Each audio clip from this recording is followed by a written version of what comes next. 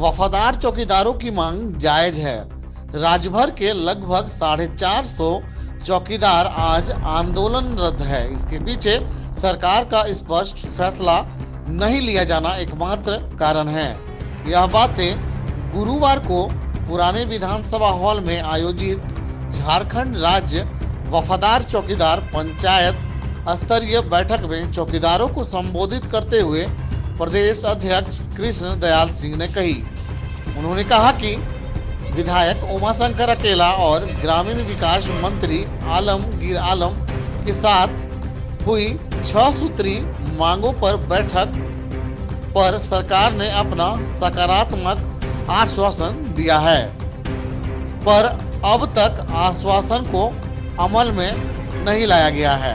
हमें भरोसा है कि चौकीदारों की मांग पूरी होगी। हमने अपना आंदोलन भी विधायक और पूर्व मंत्री के आश्वासन पर स्थगित किया है। अगर सरकार हमारी 6 सूत्री मांगों को लेकर जल्द निर्णय नहीं लेती है तो हम चौकीदार दोबारा आंदोलन को विवश होंगे। उन्होंने कहा कि पुरानी बहाली रद्द कर दी जाए और जो चौकीदार नौकरी कर चुके हैं और उन्हें नौकरी से बाहर कर दिया गया है, उन्हें तत्काल नौकरी दी जाए।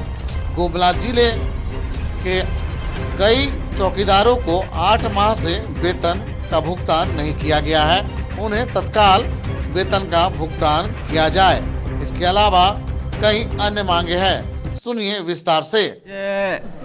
झारखंड राज्य वफादार चौकीदार पंचायत की राज्य स्तरीय बैठक है और ये बैठक है समीक्षात्मक बैठक है, क्योंकि 6 सूत्री मांगों को लेकर के झारखंड के राजभवन रांची के समक्ष हम लोग 30 दिन आंदोलन लगातार किए थे। अनिश्चितकालीन धरना प्रदर्शन और क्रमबद्ध अनशन भी शुरू किए थे। तो 21 दिसंबर 2023 को प्रभारी मंत्री जो गृह विभाग के हैं आलमगीर आलम साहब, उनसे हम लोगों की वार्ता हुई थी और वो बोले थे कि हम लोग इस काम में मजबूती से लगे हैं, आप लोग मैंने आंदोलन स्थगित कर दीजिए।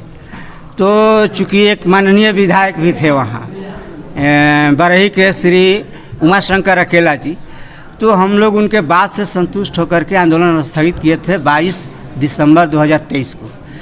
तो हम लोगों ने विचार किया कि एक समीक्षा बैठक करनी ज़रूरी है। तो आज की बैठक में समीक्षा हुई है कि जो हम लोगों ने आंदोलन किया उसका क्या उपलब्धि है। तो हमने साथियों को बताया कि जो सरकार आपकी जो समस्या है इसका समाधान करने के लिए तैयार नहीं थी और इस समस्या का समाधान करने के लिए तैयार हो गई है और वो लोग बोले हैं कि हम लोग इस काम में लगे हुए हैं, ये उपलब्धि है। लेकिन हम लोगों ने तय किया है आज यहाँ कि पूरे फरवरी में हम लोग जिला में सम्मेलन करेंगे और बजट जो सत्र होगा और 1 महीना के अंदर में यदि सरकार हमारी मांगों पर कोई कार्रवाई आगे नहीं करती है तो हम लोग बजट सत्र में सड़क पर फिर उतरने के लिए मजबूर हो जाएंगे। ये हम लोगों ने तय किया है। लेकिन मुझको उम्मीद है और विश्वास सूत्रों से पता चल रहा है कि सरकार चौकीदारों की समस्याओं का समाधान करने के लिए मजबूती से लगी हुई।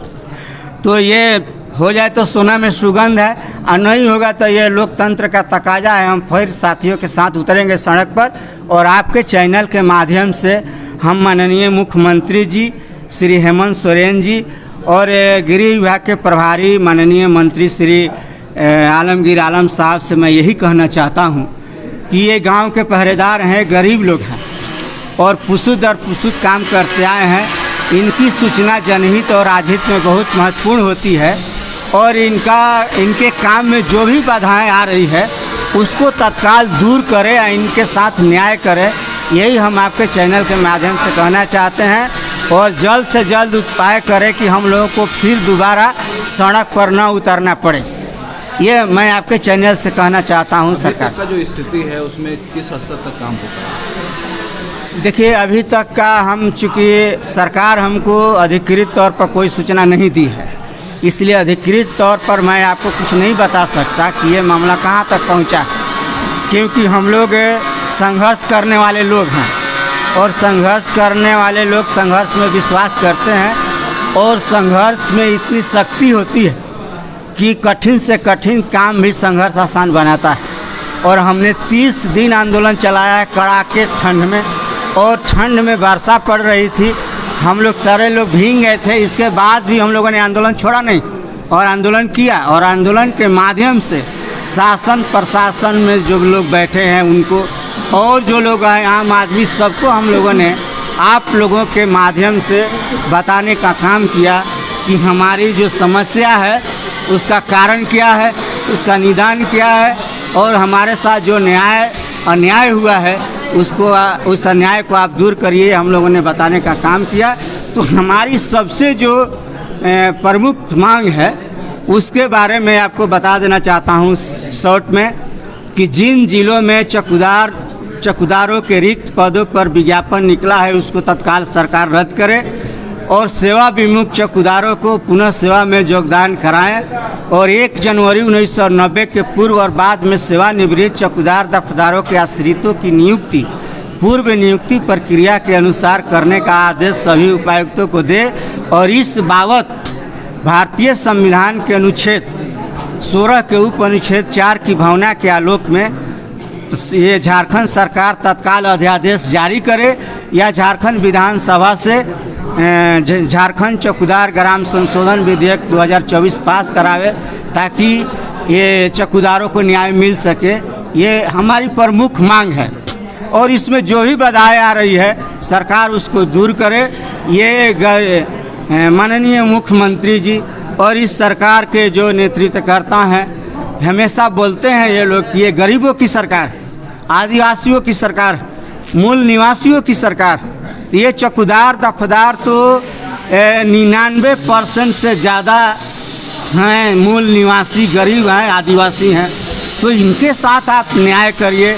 और ये पुसुत काम करते आए हैं, इनकी सूचना जनहित और राजहित बहुत महत्वपूर्ण होती है। जो ये सूचना सरकार को दे सकते हैं वो सूचना ये दूसरे लोग, इनका कोई खुफिया विभाग सूचना नहीं दे सकते, जो चौकीदार दे सकते हैं। तो इनकी सूचना बहुत अहम होती है। और आपके चैनल के माध्यम से मैं कहना चाहता हूँ एक और बात, कि इस प्रदेश में एक जगह से हमको सूचना मिली है, वो परमवीर चक्र विजेता एल्बर्ट टेका साहब हैं, उनके गांव जारी है और वहाँ जारी अंचल है, और वहाँ के जो चौकीदार हैं उनको 8 माह से वेतन नहीं मिला है। उनके बाल बच्चे भूखमरी के कगार पर पहुँच गए हैं, उनके बाल बच्चों की पढ़ाई छूट गई है।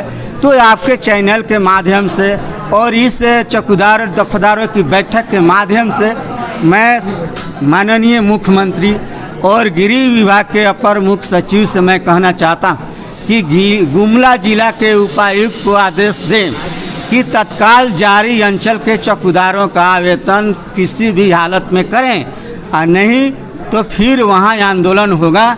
और उन लोगों को भूखमरी से बचाना सरकार की जिम्मेदारी है। ये वेतनधारी चौकीदार और वो भूखमरी के कगार पर पहुंच गए हैं। बहुत गंभीर मामला है और इसकी जांच होनी चाहिए। हम आप जी, ये बात बहुत अच्छा आप सवाल किए ड्यूटी के बारे में।